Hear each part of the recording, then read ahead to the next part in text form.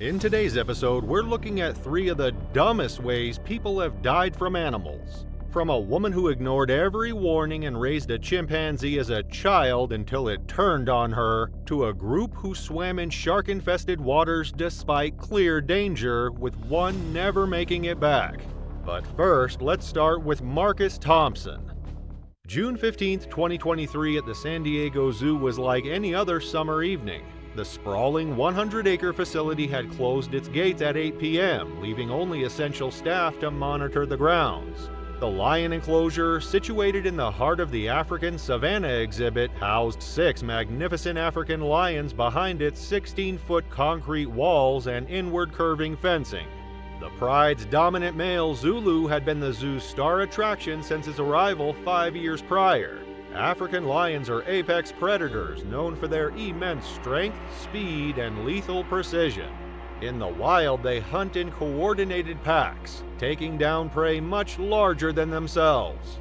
Despite their majestic appearance, they're responsible for hundreds of human fatalities annually in certain regions of Africa. Even in captivity, their primal instincts remain intact, making any interaction with them inherently dangerous. The barriers at zoos are not merely for observation, they're a necessary divide between life and death. Marcus and his friends, however, failed to grasp this reality. As the zoo settled into silence, Zulu and his pride dozed atop their elevated rocks, their ears twitching at the occasional rustling from nocturnal animals nearby. But that night, unfamiliar voices and stumbling footsteps would stir something deeper, the primal instincts of an apex predator. Marcus Thompson wasn't your typical troublemaker, he was a dreamer, a young man with an insatiable curiosity for the ocean and its mysteries. A junior at San Diego State University studying marine biology, he maintained a 3.8 GPA and worked part-time at the local aquarium, where he loved teaching children about marine ecosystems. His mother, a single parent, had sacrificed everything to put him through college, and Marcus carried the weight of her dreams alongside his own. Beyond academics, Marcus had a passion for adventure. He was the type to surf at sunrise, hike treacherous trails, and dive into freezing waters just for the thrill. His friends admired his fearless nature, but they also knew it sometimes led him into trouble. Professors described him as bright and promising, though sometimes prone to peer pressure, a fatal flaw that would cost him his life. On the night of June 15th, Marcus and his friends gathered outside, savoring the warm summer air with drinks in hand. It was nothing out of the ordinary, just another carefree night like many before. The group consisted of Marcus, Jake, Tyler, Chris, and David, close friends, all around the same age. Though Marcus was the youngest at 23, he never let that stop him from keeping up. At first, the night was lighthearted, just laughter, casual conversation, and the comforting familiarity of longtime friends. But as the alcohol flowed, so did their boldness. What started as harmless fun soon escalated into reckless dares, each challenge pushing them further past the limits of common sense. The group egged each other on, daring one another to attempt feats they'd never consider sober, sprinting across empty intersections, scaling rooftops, and balancing on ledges, each stunt riskier than the last. The thrill of danger coursed through them, drowning out any hesitation. The line between excitement and recklessness blurred, and none of them realized just how close they were to crossing it. Marcus, always eager to prove himself, embraced the chaos. To him, pushing limits wasn't just exciting, it was what made life worth living. Fueled by adrenaline and the need to impress, he took every challenge head-on, feeding off the group's wild energy. Security cameras captured them approaching the zoo's perimeter fence late that night, their phone lights bobbing erratically in the darkness. Marcus, his judgment clouded by countless shots of tequila, had thrown out the idea of sneaking into the lion enclosure to take wild photos. It was a ridiculous, idiotic suggestion, the kind that should have been dismissed outright. But in their drunken state, the absurdity of it only made it more appealing. It wasn't about logic anymore, it was about proving who had the guts to do something truly outrageous. It started as a reckless thought, but the mix of alcohol and peer encouragement quickly turned it into a dangerous reality. His friends would later recall trying to talk him out of it, but their own intoxication prevented them from being more forceful. A maintenance gate, improperly secured during an evening shift change, provided their entry point. While security responded to a routine motion sensor alert near the elephant enclosure, the intoxicated students made their way through the darkened pathways, their loud whispers echoing through the empty grounds. When they reached the lion exhibit, the pride lay sprawled across their elevated rocks, basking in the dim zoo lighting. Nearby, a maintenance golf cart had been carelessly left behind, an oversight, a clear violation of zoo protocol. But to Marcus, it was an opportunity. Despite some of his friends' protest, likely the ones still sober enough to recognize the insanity of it, he climbed onto the cart, using it to hoist himself up onto the enclosure wall. Jake, one of his friends, tried to stop him, calling the idea reckless and beyond stupid. But Marcus only laughed, waving him off. Chris, on the other hand, egged him on, shoving him playfully and calling him a coward if he didn't go through with it. Fueled by alcohol and the intoxicating thrill of the moment, Marcus felt unstoppable. The danger didn't register, only the adrenaline rush, the chance to do something outrageous, something that would make people talk for years. He wasn't thinking about consequences. He was thinking about glory. After a few minutes, Marcus lost his balance. The alcohol dulled his reflexes, clouding his judgment and making his footing unstable. As he teetered on the narrow ledge of the enclosure's outer barrier, his arms flailed, but there was nothing to grab onto. The world seemed to tilt, and before he could steady himself, his foot slipped. He stumbled forward, crashing over the edge and plummeting into the enclosure below. The impact drove the air from his lungs, his pained gasps echoing in the night air. He had landed in the worst possible place, face first into fresh lion dung, the acrid smell filling his nose, adding humiliation to what would soon become a fatal mistake. Above him, his friend stood frozen in shock. But Marcus wasn't alone for long. The lions had noticed. Zulu's reaction wasn't immediate. The lion rose slowly, his ears pricked forward, golden eyes unblinking. Then Marcus stumbled, cursing loudly and waving his arms in frustration. The attack was explosive and devastating. Zulu's massive paw crashed into Marcus's back, claws raking through fabric and skin. Before Marcus could process what was happening, the lion's powerful jaws clamped around his shoulder, crushing muscle and bone with terrifying ease. With lethal precision, Zulu adjusted his grip to Marcus's throat, severing arteries in an instant. Jake and Tyler fled in horror, while Chris stood frozen at the viewing area. David managed to call 911, his trembling voice barely coherent as he reported the emergency.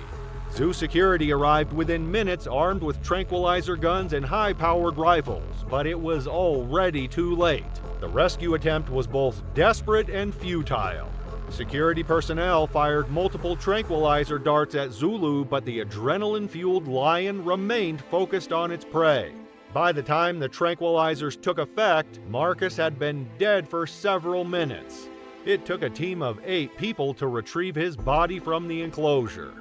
The aftermath sent shockwaves through the community. News of the tragedy spread quickly, dominating local and national headlines. Public outrage erupted, with heated debates over whether the zoo had failed in its duty to secure the facility or if Marcus and his friends bore sole responsibility. Social media buzzed with conflicting opinions. Some called it a senseless tragedy, while others labeled it as an example of reckless thrill-seeking gone horribly wrong. The San Diego Zoo held a press conference where officials expressed deep regret over the incident while defending their safety protocols. However, scrutiny mounted as investigations uncovered security lapses. Animal rights organizations also weighed in, some arguing that captivity itself was to blame for such encounters, while others focused on the dangers of human interference. The psychological impact on Marcus's friends proved devastating. None of them could erase the image of Marcus's final moments. the primal brutality of the attack, and the sickening realization that there was nothing they could do to stop it. The fraternity faced a year-long suspension, though an investigation found no evidence that they had orchestrated the zoo break-in. But as reckless as this story was, it's far from the most shocking one in this video. Up next, a woman who decided to raise a chimpanzee in her home. Yeah, you can probably guess how that ended. July 9th, 2012 was an oppressively hot summer evening in Raleigh, North Carolina. The sky was tinged with the last traces of daylight, cicadas buzzing in the thick air as the sun dipped behind the trees. The suburban neighborhood was quiet, its streets lined with modest homes, each with neatly trimmed lawns and driveways filled with parked cars. It was the kind of place where neighbors exchanged pleasantries, where the biggest disturbances were backyard barbecues or the occasional barking dog. At the end of a cul-de-sac, a single-story house sat nestled among the trees, its windows glowing faintly against the growing dusk. Inside, the Collins family was gathering for dinner, an evening ritual that had remained unchanged for years. The house had been in the family for decades, inherited by Barbara Collins after her parents passed away. At 54 years old, Barbara had lived alone for some time, her only constant companion being Toby, the chimpanzee she had raised since infancy. Her daughter, Rebecca Collins, 38, visited often. A school administrator and single mother, she lived only 15 minutes away and made it a habit to check on her mother regularly.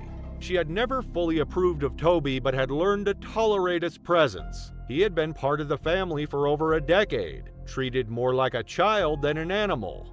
Barbara had raised him as if he were human, dressing him in clothes, feeding him at the table, and speaking to him in a tone usually reserved for a young child. But as Toby grew, so did her unease.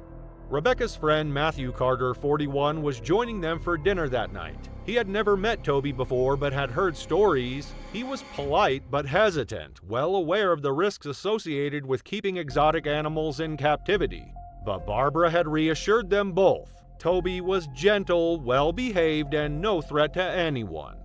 Outside, the evening was settling into its usual calm, but inside the house, tension lingered beneath the surface. Toby had been restless all day, pacing near the windows, staring outside with an intensity that put Rebecca on edge. His behaviors had been changing in recent months, more unpredictable, more aggressive. He had begun reacting violently to loud noises, baring his teeth at unfamiliar visitors, and slamming his fist against the walls in frustration. Neighbors had already reported him escaping 3 times. He had once chased a dog down the street, another time throwing patio furniture into the road. Each time, animal control officers had warned Barbara of the risks. Each time, she had ignored them. Despite strict local regulations governing the housing of exotic animals, Barbara had managed to keep Toby as a pet by obtaining a special permit. The authorities required extensive safety measures, regular inspections, and proof of appropriate containment facilities for any primate kept in a private residence. Barbara argued that Toby was a well-socialized companion, a claim that allowed her to secure the necessary paperwork despite numerous warnings from wildlife experts about the unpredictable nature of such animals. Many critics, however, contended that the regulations were too lenient and failed to adequately address the inherent risks of keeping a chimpanzee as a pet. Yet, beneath the seemingly ordinary domestic scene, an unsettling undercurrent was growing, a silent indication that a disaster would soon shatter the fragile peace of their home. That night, as dinner was prepared and conversation filled the house, something inside Toby snapped. The meal had just been served when Toby became agitated. He had been pacing for most of the evening, his movements quick and restless, shoulders rising and falling with each breath. His gaze had remained locked on the windows, watching the street outside, his body language rigid and tense. His agitation was nothing new, but tonight there was an edge to it, something unsettled and unpredictable. Barbara had always dismissed his erratic behavior as moods that would pass, moments of frustration she believed she could control. But tonight, Toby wasn't listening to her commands. Rebecca noticed it first, the way he clenched and unclenched his hands, the subtle shifts in his posture. When Matthew sat down across from him, the chimpanzee's entire body stiffened, his lips pulling back slightly to expose his large canines. It was a warning, the kind of signal that would have sent any trained handler on high alert. Barbara barely reacted. She had spent years convincing herself that Toby was not like other chimpanzees, that he was different, special, human in his own way. She had ignored the warnings, the expert advice, the fines from animal control. She had convinced herself that love and routine were enough to suppress the instincts that had been ingrained in Toby since birth. The moment came suddenly. 1 second Toby was still, his dark eyes locked onto Matthew. The next he was moving. His powerful body launched forward with unnatural speed, closing the distance in an instant. The force of the impact knocked Matthew's chair backwards, sending him sprawling onto the floor. The sound of breaking glass followed as a dish crashed from the table, but it was drowned out by the guttural shrieks coming from Toby as he clamped his jaws onto Matthew's face. The first bite was devastating. Canines strong enough to puncture bone tore into Matthew's jaw, peeling away skin and muscle. The weight of the chimpanzee held him down, fingers digging into his shoulders with inhuman strength. Rebecca screamed as she rushed forward, grabbing at Toby's arm in a desperate attempt to pull him away. The chimpanzee released Matthew only to lash out at her, swinging with an open hand. The blow connected with her wrist, the sharp crack of breaking bone filling the room as she collapsed against the counter. Barbara shouted for Toby to stop, her voice shaking, but the command was meaningless. The chimpanzee wasn't responding to the person who had raised him, the woman who had treated him like her own child. He was lost in pure instinct, his mind locked in a primal fury that no amount of human attachment could undo. Matthew was still struggling beneath him, his hands pushing weakly at Toby's chest, but the attack was relentless. The chimpanzee's fingers curled around his arm, pulling it back at an unnatural angle before biting down again, crushing through the bone. Blood soaked the tile floor as Toby ripped away a piece of flesh, shaking his head violently. Rebecca, disoriented from the pain in her wrist, pushed herself up with her uninjured arm and stumbled toward the back door, breaking its glass as she hit it. Her only thought was escape. She barely registered the glass that cut into her bare feet as she threw open the door and ran. She sprinted across the yard, ignoring the searing pain in her wrist, pounding on a neighbor's door, screaming for help and calling the police in a desperate bid to summon assistance before the situation spiraled further out of control. Inside the house, Matthew's movements had slowed. The chimpanzee was still attacking, his teeth sinking into exposed flesh, his hands grasping at anything they could tear apart. The shrieks of rage had become slower, deeper. Toby's breath was rapid, his chest heaving. The damage had already been done. The first police officers arrived within minutes, responding to the frantic 911 calls. As they pulled into the driveway, the house appeared still, the front door slightly ajar but giving no immediate sign of the chaos inside. The neighborhood was quiet, the surrounding homes undisturbed. There were no screams, no visible struggle, only the eerie silence of a scene already set. Guns drawn, they stepped cautiously inside. Toby was still in the center of the kitchen, his body hunched over Matthew's lifeless form. His mouth and hands were red, his breath coming in sharp, fast bursts. The moment he saw the officers, he moved. The first shot struck center mass, but it did nothing to stop him. The second shot sent him staggering. It wasn't until the third round that Toby finally collapsed, his body twitching before going still. Paramedics entered moments later, but there was nothing they could do for Matthew. His body was barely recognizable. Rebecca was rushed to the hospital with multiple fractures and deep lacerations to her arm. Barbara, physically unscathed, sat frozen in the corner of the room, staring at the body of the animal she had once considered family. Investigators later reviewed the reports that had been filed against Barbara over the years. There had been repeated warnings from wildlife experts, citations for improper containment, recommendations that Toby be placed in a sanctuary where he could be managed safely. Each one had been ignored. Chimpanzees, particularly males raised in isolation, often developed unpredictable aggression as they aged. Their strength was unmatched in close combat, their bite capable of inflicting catastrophic injuries in seconds. Everything about the attack had been preventable. Barbara faced multiple lawsuits, including a wrongful death claim from Matthew's family. Her relatives and close friends were equally outraged and heartbroken over her decision to keep the chimpanzee, a choice they viewed as not only irresponsible but tragically avoidable. They expressed deep sadness, anger, and disbelief at how she could disregard repeated warnings and risk the safety of everyone around her.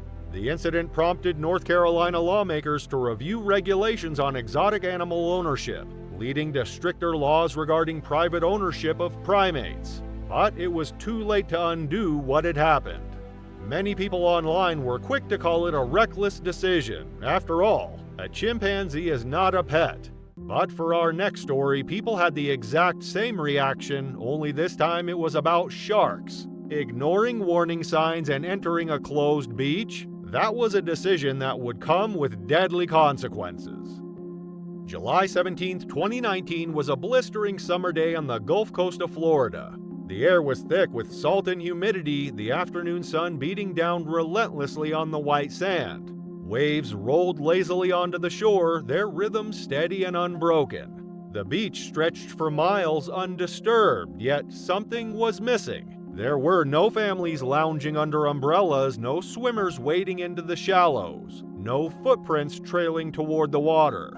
The only indications of recent activity were the brightly colored, freshly painted warning signs along the dunes, indicating the beach was closed because of sharks in the waters. They flapped in the breeze unnoticed by anyone, except for the 5 people standing just beyond them.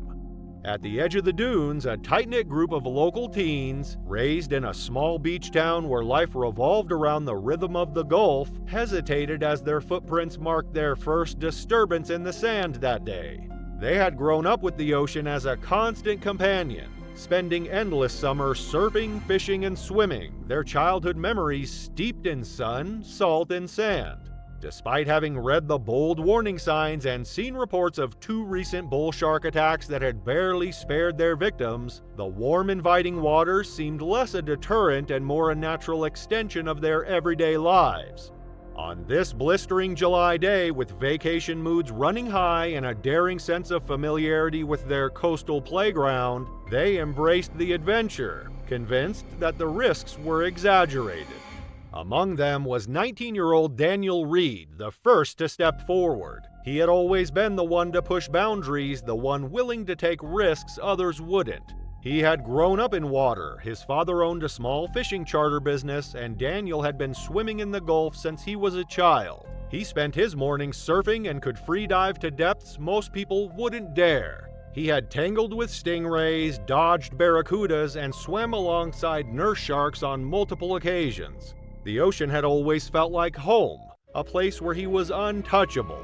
Even now, with the warnings posted in bold red letters, he was unfazed. The others hesitated because of the warning signs for sharks, but Daniel had already stripped off his shirt and stepped into the surf, the water curling around his ankles before rushing up his legs. He grinned over his shoulder and called back to them, daring them to follow. That was all it took. One by one, they followed.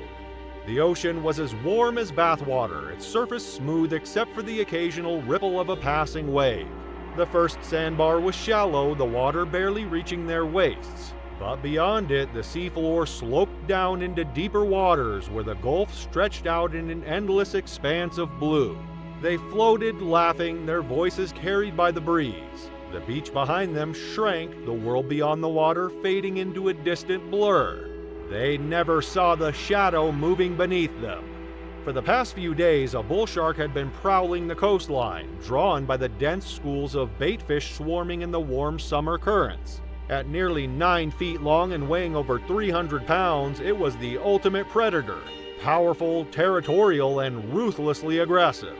Unlike great whites, which often bite in retreat, bull sharks attack with relentless force. Once they strike, they commit. locking onto their prey, thrashing violently and tearing flesh apart with bone-crushing jaws. There is no hesitation, no second chance. Daniel was the farthest from shore, treading water approximately 150 feet out as he wiped salt from his eyes. The sun caught the waves glinting off the surface and momentarily blinding him. The others were still close, floating a few yards closer to shore, unaware of the presence circling below them. Then, in an instant, the water erupted. The impact was sudden and violent. A massive force struck Daniel from beneath, lifting him briefly out of the water before pulling him under. For a second, the ocean was still, the surface unbroken except for the widening cloud of red. Then a scream. Daniel surfaced, his body thrashing, his arms flailing wildly. The water around him was thick with blood, his face twisted in agony as he tried to keep himself above the waves. The shark had latched onto his right thigh, its jaws crushing down with over 1,300 pounds of force. Teeth as sharp as serrated blades had torn through muscle, severing arteries, nearly splitting the limb in two. He kicked instinctively, trying to break free, but the shark didn't release him. Instead, it began to shake. The violent thrashing sent fresh waves of blood surging into the water, clouding everything in deep red. Daniel's body jerked violently with each motion, his screams echoing across the open water before being cut short as he was yanked under again. His friends froze, unable to process what was happening. One of them started forward, his instincts telling him to help, but another grabbed him, holding him back. Then the water broke again. Daniel resurfaced, but now the shark had moved higher, its powerful jaws clamping down just below his ribs. His hands clawed at the air, his mouth opening as if to scream, but no sound came out. The force of the bite crushed bone, tore flesh apart, and sent another rush of blood spilling into the waves. The others finally moved, panic setting in as they turned, swimming as fast as their bodies would allow, their arms and legs burning with exertion. The terror was all-consuming. On the shore, a couple had been walking along the dunes when they saw the group enter the water. They had watched, uneasy, knowing the beach was closed. When they heard this scream, they ran toward the water. The man pulled out his phone, dialing 911 with shaking hands, his voice frantic as he tried to explain what he was seeing. His wife stood motionless, one hand over her mouth, her eyes locked on the scene unfolding before them. Out in the water, Daniel's body twitched weakly, his movements slowing. The shark wasn't letting go. Each shake of its head sent another rush of blood spilling into the gulf, its jaws tearing deeper into his torso. Then, with one final wrenching motion, it dragged him beneath the surface. The others reached the shore moments later, collapsing onto the sand, gasping for breath. A few feet away, the couple stood frozen, the woman still covering her mouth, the man gripping his phone so tightly his knuckles had turned white. A rescue boat was already launching from the pier, but it was too late. Search teams combed the area for hours, but there was no body to recover. The vastness of the Gulf and the nature of the attack left little hope of retrieval. By nightfall, the search was called off. Authorities reinforced the beach closures, posting new signs and increasing patrols. Marine biologists studied the waters, confirming multiple large sharks patrolling the area and advising that conditions made attacks more likely. In the days that followed, locals spoke of the attack in hushed tones, another reminder of the dangers that lurked beneath the waves. Friends and family of Daniel were stricken with grief and disbelief, their sorrow mingled with anger over what many called a reckless, dumb decision. Local news outlets and state officials in Florida condemned the incident, warning that such cavalier behavior in a known shark-infested area was not only tragic but entirely avoidable.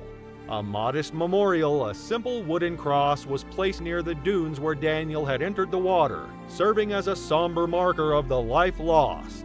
Yet, as always, the relentless ocean continued its unbroken rhythm, erasing the scars of that fateful day as if they had never been.